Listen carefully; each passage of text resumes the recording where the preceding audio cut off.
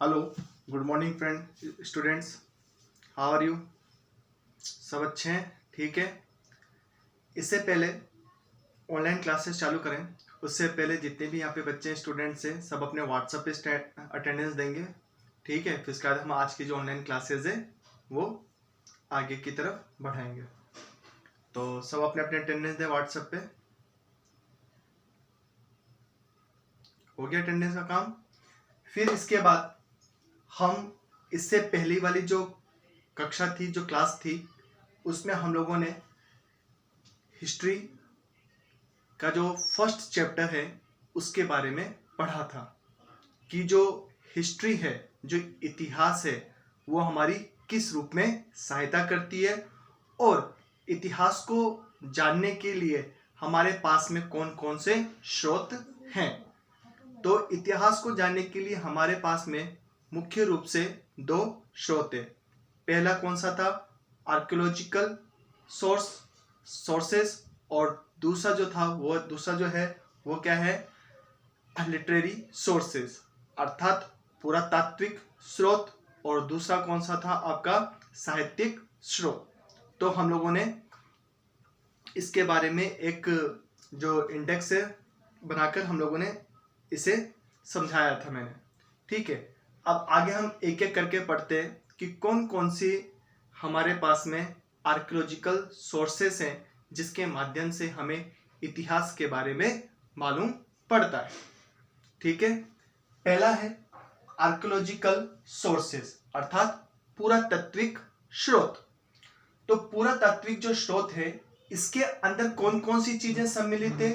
Building, pottery, weapons, toys, ornaments मतलब गहने, bones हड्डियां, ग्रेन्स, ठीक है, रिमेन्स ऑफ प्लांट्स अर्थात पेड़ पौधों के जीवाश्म, आदि सब चीजें जो हैं वो आर्कियोलॉजिकल सोर्सेस अर्थात पुरातात्विक स्रोत के अंतर्गत सम्मिलित है। फिर एक्सप्लोरिंग एंड एक्सकवेटिंग का मतलब होता है, एक्सप्लोरिंग का मतलब तो क्या हो गया आपकी खोज, और एक्सक्वेटिंग का मतलब हो गया आपकी खुदाई। तो इस तरह से कि एक ऐसा विज्ञान जिसके अंतर्गत पास्ट को जानने के लिए, ठीक है, उसकी खोज की जाती है और साथ ही साथ में खुदाई की जाती है, उसे हम क्या बोलते हैं? आर्कियोलॉजी। ठीक है, अर्थात खोज और खुदाई से संबंधित जिससे हमें पास्ट के बारे में मालूम पड़ता है उसे हम बोलते हैं आर्कियोलॉजी। और स्टडी ऑफ पास्ट अर्थात कि एक ऐसा विज्ञान जो कि हमारे पास्ट का अध्ययन करता है, स्टडी करता है, अर्थात बीते हुए समय का अध्ययन करता है, उसे हम क्या कहते हैं? आर्कियोलॉजिस्ट। ठीक है, फिर इसके बाद में आता है फॉसिल्स रिमेन्स अर्थात जीवाश्म। Fossils basically imprint of plant, animals और ह्यूमंस प्रिजर्व्ड इन रॉक्स।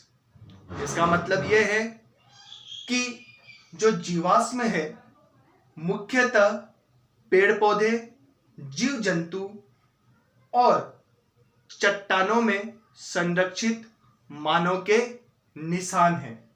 ठीक है, जो कि करोड़ों वर्ष पहले दफना दिए गए थे या दफन हो गए थे। ठीक है, अर्थात आज से करोड़ों वर्ष पूर्व जितने भी ये जीवाश्म हैं ये सब कहां दफन हो गए? हमारी भूमि के अंदर। और जब खुदाई की और तो खुदाई से हमें क्या मिले? इनके अवशेष मिले, और इन अवशेषों के अध्ययन से हमें प्राचीन समय की जितनी भी जानकारी है उन सब का हमें मालूम पड़ता है, अर्थात उसका ज्ञान होता है कि प्राचीन समय में कौन कौन सी चीजें थी, कौन कौन से औजार थे। ठीक है, इन सब चीजों के बारे में हमें मालूम पड़ता है।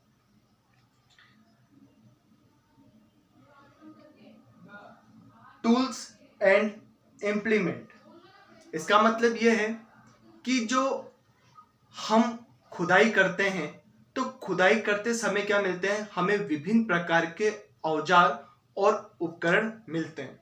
ठीक है, तो इसी तरह से जब हमारे आर्कियोलॉजिस्ट ने, ठीक है, हमारे आर्कियोलॉजिस्टों ने जब खुदाई की तो खुदाई से विभिन्न प्रकार के औजार व उपकरण मिले, और ऐसे उपकरण मिले जो क्या थे, जिनका जो किनारा था वो काफी क्या था, तेज था, अर्थात धारदार था।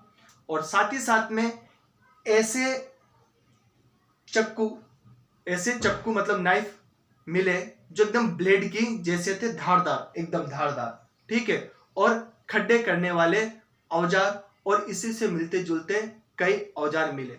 तो इससे हमें यह मालूम पड़ता है कि प्राचीन समय में वे किस प्रकार के उपकरण और औजार का उपयोग करते थे। ठीक है, बात समझ में आई। फिर इसके बाद में आता है एडिक्ट्स एंड इंस्क्रिप्शन। ठीक है, एडिक्ट्स का यहां पे देखो, an edict is a royal command, कि जो एडिक्ट है ये क्या होता था, राजा द्वारा पारित किया गया एक आदेश था। ठीक है, अर्थात कि राजा के द्वारा पारित किया गया एक ऐसा अध्यादेश वहां की जनता के लिए, ठीक है, जिसमें कोई क्रियाविधि, कोई काम या कोई गतिविधियां जो है वो लिखी हुई होती थी। ठीक है, तो राजा के द्वारा पारित किया गया अध्यादेश किसके लिए, जनता के लिए, जिसमें क्या लिखा जाता था, जनता की गतिविधियां, अर्थात कि ये कार्य हैं, ये काम है, आज ये करना है, कल वो करना है, कल प्रतियोगिता है, इस तरह के जितने भी अध्यादेश हैं, ठीक है, वो राजाओं के द्वारा पारित किए जाते थे। और ये जो अध्यादेश है वो किस पे लिखे जाते थे, ठीक है, या तो किसी मेटल पे लिखे जाते थे, या फिर किसी पत्थर पे, या फिर किसी पिलर पे, या फिर किसी चट्टान पर, ये जितने भी अध्यादेश है वो लिखे जाते थे। ठीक है, तो ये तो हो गया एडिक्ट्स, मतलब जनता के लिए अध्यादेश। और एक होता है इंस्क्रिप्शन, ठीक है, जिसे हम कहते हैं शिलालेख। इसमें क्या होता है कि ये जो अध्यादेश होते हैं वो किसके लिए होते हैं, केवल मात्र राजाओं के लिए होते हैं। और ये जो अध्यादेश होते हैं राजाओं के लिए, ये भी पत्थर पे, पिलर पे, या फिर किसी मेटल पे उभरे हुए, लिखे हुए होते हैं। ठीक है, और आपके हड़प्पा की खुदाई से हजारों एडिक्ट्स जो हैं वो हमें प्राप्त हुए थे। ठीक है, कि राजा ने कौन कौन से अध्यादेश जारी किए थे, ठीक है, जनता के लिए। तो इस तरह से आज हम लोगों ने पढ़ा आर्कियोलॉजिकल सोर्सेस, अर्थात पुरातात्विक स्रोत। और पुरातात्विक स्रोत के अंतर्गत हम लोगों ने fossil remains, tools and implements, addicts and inscriptions के बारे में पढ़ा। ठीक है, तो आज की जो ऑनलाइन क्लासेस है हम वह यहीं पे समाप्त करते हैं, और फिर कल हम आगे पढ़ेंगे। Okay students, have a nice day.